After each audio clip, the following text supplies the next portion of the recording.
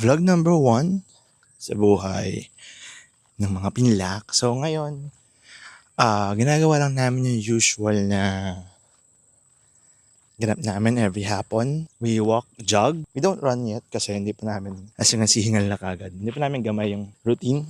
But that's the goal. Makasanayan namin yung pag-jog. So, andun na sila sa malayo. Ayun, hawak ni Ruby yung dalawang aso. Si Coco at si Melody. And ayun, naging part na ng routine ng dalawa na kailangan sila mailabas daily. Kasi pag hindi, mag-haamok sila. Magmamaoy sila sa loob ng bahay. So, the usual routine namin talaga ay hapon na, hindi umaga na jogging kasi kami panggabi. So, kami mga VA. Most optimal sa amin na time talaga ay hapon. Pagod na siya. Antok na po siya. Kasi alas 8 na po natulog yan kanina. Tapos ginising ko pa. Siguro i-compare natin yung holidays na mga nararanasan natin bilang we chose to live and cleave. Oh. So, Diba? And parang live and cleave sa province talaga. Like, tingnan mo naman, hiyang na hiyang si ate girl. Charot. ako siya. So, sige, give an example. Siguro yung holiday rush. Kasi sa province, kung alam mo maka-province talaga, which we're experiencing as of the moment. Hindi ma-traffic, hindi maingay. Laking Tondo, Manila po ako, by the way.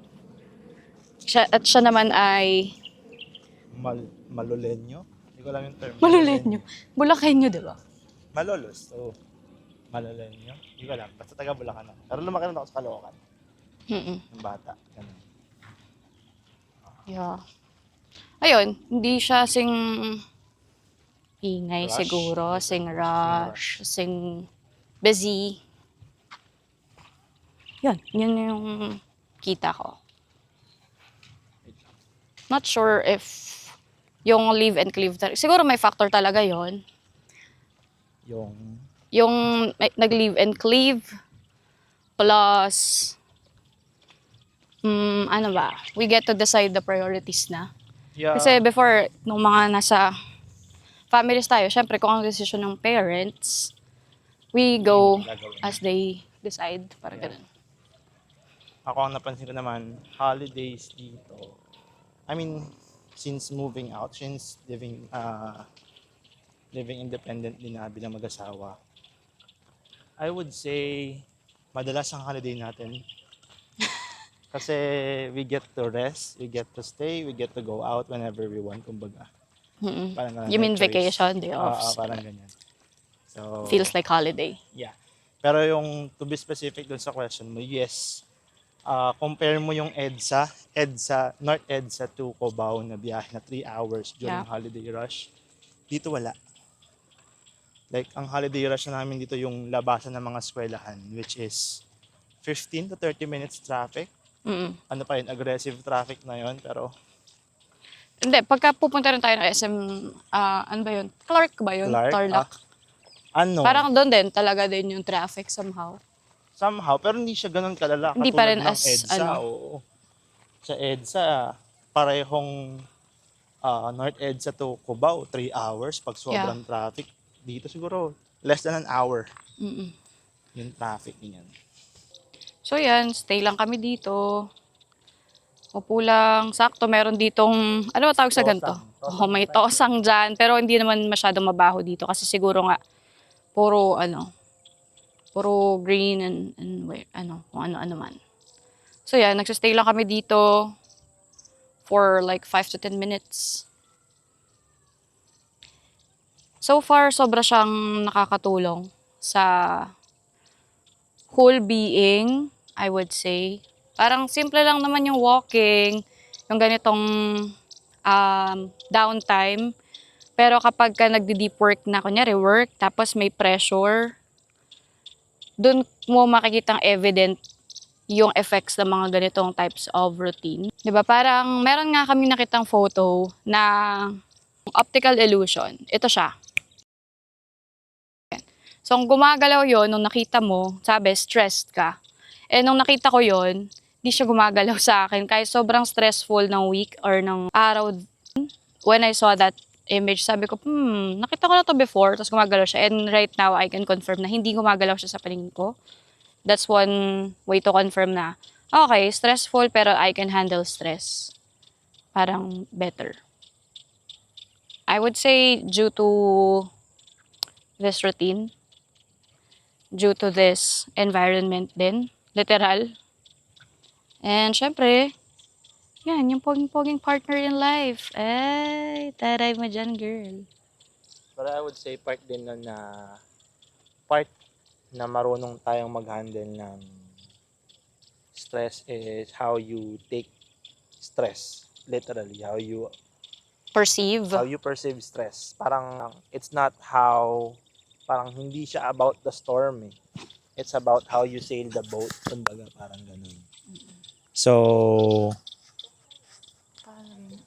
sige, hahawakan ko na lang.